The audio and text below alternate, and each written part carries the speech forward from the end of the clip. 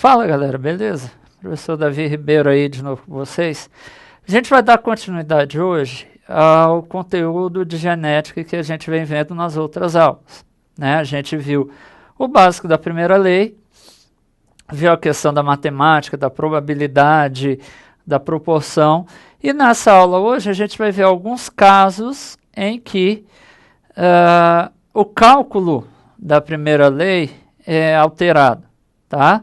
Porque nem sempre o cálculo vai seguir aquela regrinha. A gente tem alguns casos especiais, né, dentro da primeira lei que vai fazer com que a gente altere um pouquinho esse cálculo. Então vamos lá para os slides e vamos começar a ver o que a gente tem para hoje. Então vamos lá. Algumas situações fogem daquela regra básica da primeira lei, né? Quando eu falo aquela regra básica, é aquela de proporção, de probabilidade, aquela coisa toda. Então elas podem alterar, como eu já falei no começo do vídeo, o cálculo de probabilidade. De repente pode mudar a quantidade de resultados, aí vai depender do caso que a gente vai ver, tá? Essas mudanças, algumas podem ser letais para os seres vivos, como a gente vai passar a entender um pouquinho a partir de agora, tá? Lembrando que a genética ela é simples, tá? Ela não é difícil, é só você prestar atenção. Alguns estão desses casos especiais. O primeiro caso especial que a gente vai lidar aí é dominância incompleta ou ausência de dominância. Tá? Antigamente também era conhecido com esse termo, ausência de dominância.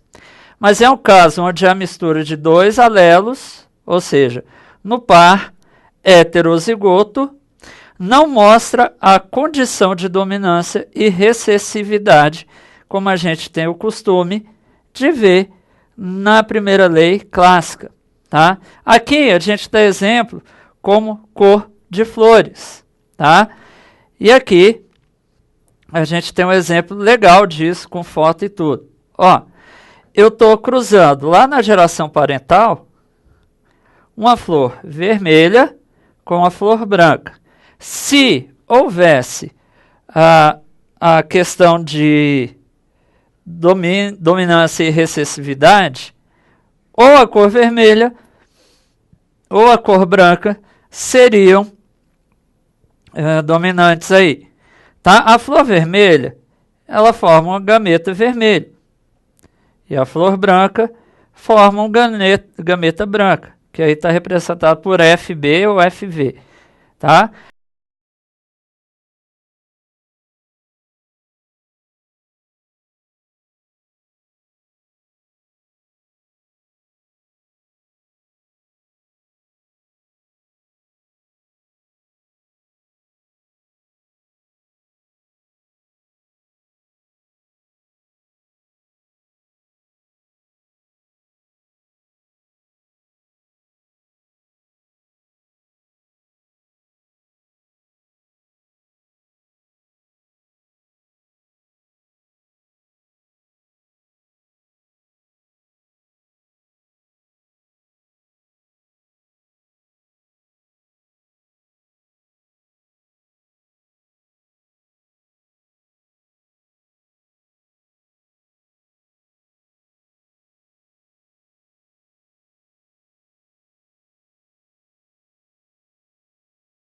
As flores aí. Não confunda com a orquídea, tá? Porque a orquídea ela se encaixa no próximo item aí, que é codominância, tá? Aonde os dois alelos se manifestam quanto em heterozigose. Ou seja, eu não tenho necessariamente uma cor média entre os dois, tá? Eu tenho a manifestação dos dois alelos que estão ali em heterozigose. Como exemplo, eu gosto sempre de dar a pelagem de bovinos, tá? Eu tenho aí um boi holandês que tem aquela pelagem toda marrom, tá? Toda aquele marrom bem cobre mesmo, tá? E a gente representa ele com o genótipo Vzão, Vzão, tá? E eu vou cruzar ele com a vaca branca. Aí pode ser zebu, outra vaca assim, tá? Que vai ter o genótipo Bzão, Bzão. Bom, seguindo a lógica da primeira lei, na formação dos gametos o par de alelos se separa. Então aqui eu tenho um gameta Vzão e aqui um gameta Bzão. Quando esses dois se juntam para formar F1, se fosse um caso de ausência de dominância, a gente teria um boi que a gente poderia, uma vaca, um bezerro, né, que a gente poderia chamar de rosa, mas não é esse o caso, tá? Nesse caso aqui, da origem ao bezerro malhado, tá? Vaca, boi malhado, aquela coisa toda, tá? Então isso é um caso de codominância. Eu tenho a mistura, eu vou ter o bezerro com as duas cores, em regiões da cor de um alelo e regiões da cor de outro alelo. Tá? Isso acontece, por exemplo, também em pelagem de gatos, pelagem de cachorro, tá? Todos esses acontece essa questão da codominância. Mas, Davi, tem algum exemplo na espécie humana? Porque a gente não vê isso. Mas tem caso na espécie humana? Tem sim. Qual é o caso? Que a gente vai ter uma aula específica de grupos sanguíneos, o famoso sistema A, B, O. Davi, mas aonde que eu tenho uma codominância? Bom, só para lembrar aqui rapidinho, a gente tem sangue tipo A, sangue tipo B, sangue tipo O e aonde vem a codominância, sangue tipo AB.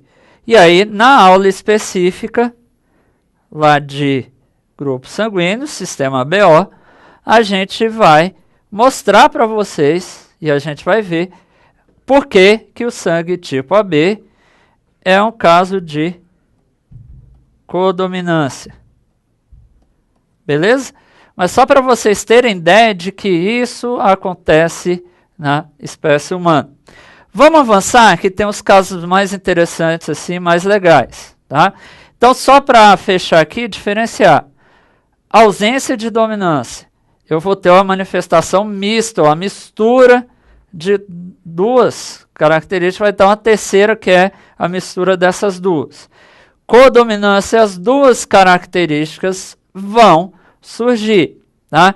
E aqui no caso da codominância também a gente pode citar as orquídeas, tá? As flores de orquídeas que tem 2, 3, 4 cores se encaixam também em alguns casos na codominância. Quando a gente fala de casos especiais, esse é um importante, que é a pleiotropia, tá? Aonde um gene, o par de alelos, determina mais de uma característica nos seres vivos. Tá? Professor, isso é possível? Sim. No caso da espécie humana, eu tenho a síndrome de Marfan. Tá? A síndrome de Marfan é um único gene, um único par de alelos, que vai me dar várias características, tá? Como má formação, a mão com os dedos longos em forma de aranha, né? Chamada mão aracnoide, tá? A síndrome de Marfan é determinada por um gene que vai provocar várias características. Tá? A síndrome como um todo são várias características coordenadas pelo mesmo gene. Mas como um exemplo fácil que eu dou para vocês aqui, é em relação à cor da cebola. Como assim, Davi? Você já deve ter visto no mercado, né, quando você vai comprar a cebola, que você tem basicamente duas cores, a cebola branca e a cebola roxa. Isso é determinado por um par de alelos. Se eu tenho um par de alelos se manifestando de uma forma, no caso, determina a cor da cebola como cebola roxa. Se esse par de alelos está em outra configuração, a cor da cebola é branca. Tá, Davi, mas como isso aí encaixa na pleiotropia? Quando a cebola é roxa, tá? Então, o mesmo gene que determina a cebola roxa, ela apresenta uma proteção natural contra fungos, tá? Ó, você não precisa usar para um determinado grupo de fungos inseticida, outros venenos, alguma coisa assim, tá? Por quê? Porque a cebola, por ser roxa, tem essa proteção natural. Quando a cebola é branca, ela não tem essa resistência contra esses fungos. Tudo isso determinado pelo mesmo par de alelos. Tá? Então, para resumir aí e não esquecerem, pleiotropia, eu vou destacar aqui para todos, é quando eu tenho um par de alelos dando mais de uma característica, tá? Isso é a pleiotropia. Falando de um caso muito interessante, porque acontece na espécie humana, eu tenho o gene letal. Quando eu falo gene letal, eu estou falando de um gene que vai provocar a morte do indivíduo. E isso depende da combinação do seu par. Tá? Então ele provoca a morte ainda dentro do útero. Como exemplo inicial, eu dou a pelagem de ratos. Tá? O cientista francês que descobriu o gene letal, ele ficou incomodado porque toda vez que ele cruzava ratos de pelagem amarela no laboratório, ou ele obtinha ratos amarelos ou ratos pretos. Ele nunca obteve outro tom de pelagem. Tá? E aí ele foi estudar. Ele sabia e chegou à conclusão, fazendo os cruzamentos, que todo rato amarelo era heterozigoto. Tá? Por quê? Se ele cruzava preto com preto, só nascia rato de pelagem preta. E quando ele cruzava dois ratos amarelos, ou um preto e um amarelo, eu sempre tinha a manifestação dos dois fenótipos. E aí ele estudando, aprofundando, ele descobriu que o rato, quando tinha o genótipo azão, isso aí provocava morte ainda dentro do útero da fêmea. Tá? A malformação provavelmente era tão grande que a morte ocorria ainda em vida intrauterina. Davi, mas como é que isso pode alterar o cálculo da primeira lei? Vamos lá. Fazendo o cruzamento aqui,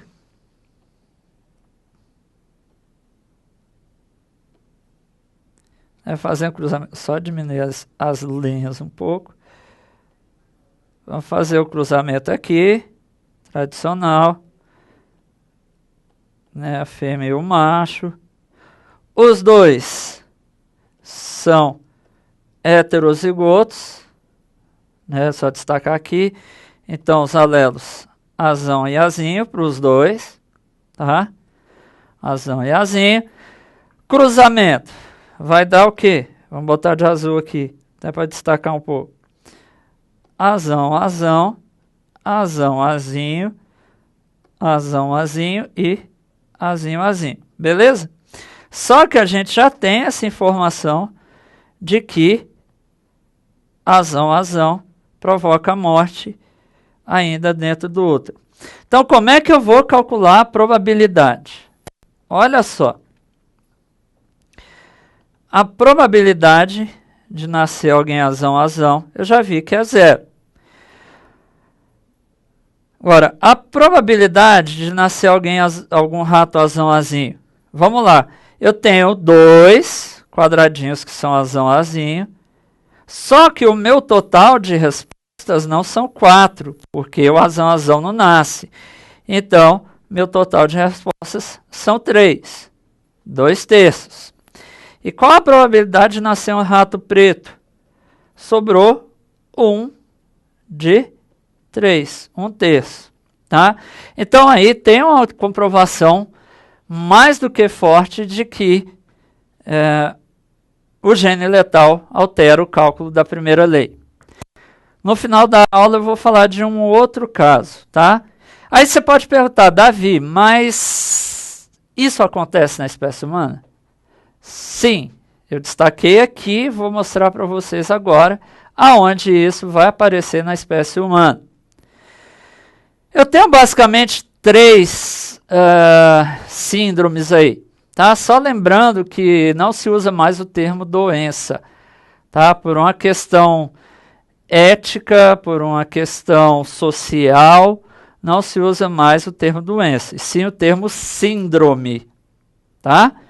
Então, se você vê em algum lugar, doença de tal, e é genética, é uma síndrome, tá? Não é uma doença, tá? Então, a gente começa com a síndrome de Tay-Sachs. Pessoas que são afetadas têm uma paralisia muscular geral, tá? Geralmente, são pessoas que têm uma cegueira e a morte ocorre por volta de 2 anos. E é uma síndrome, uma das poucas em que o gene letal ele aparece só em homozigose recessiva. Então, quem não apresenta a síndrome é Szão, Szão ou Szão, Szinho.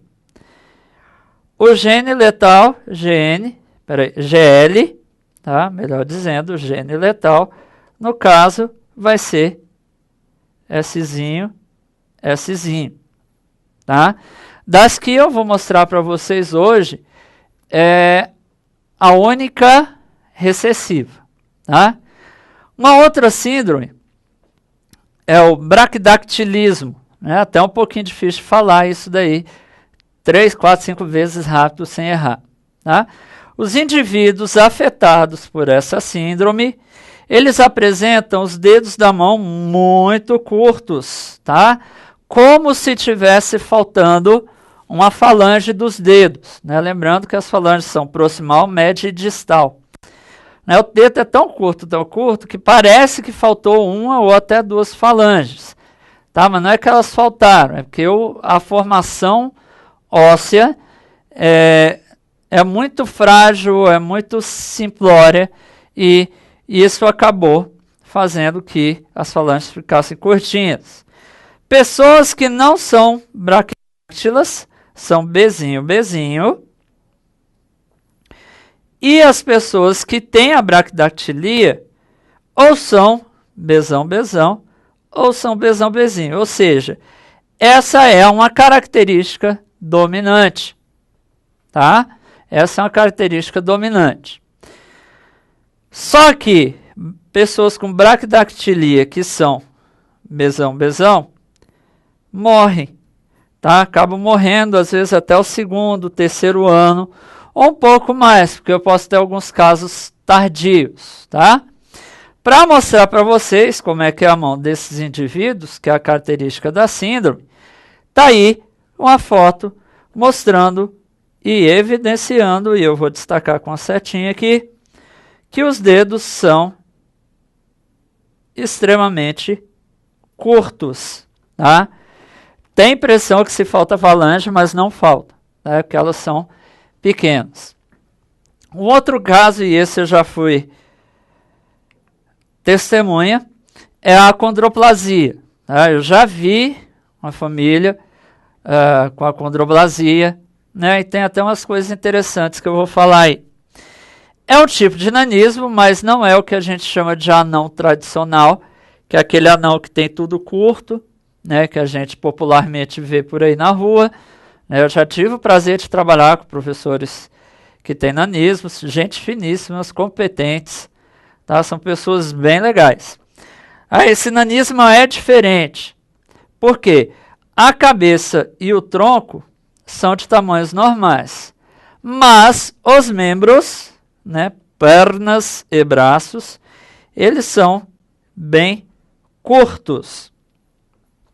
E ele é uma característica dominante, tá? A acondroplasia, ela é dominante. Pessoas pessoas na combinação totalmente dominante, homozigótica dominante, elas são pessoas que morrem, se não no útero, um pouco depois do nascimento, alguns meses por aí, tá? Então, quem apresenta a síndrome, a acondroplasia, é heterozigoto, tá? Ela é uma pessoa heterozigótica. Pessoas normais que não são afetadas pela síndrome são completamente recessivas. E vocês vão observar uma coisa bem interessante na foto que eu vou mostrar para vocês, que é que a gente registra a acondroplasia praticamente só em homens, tá?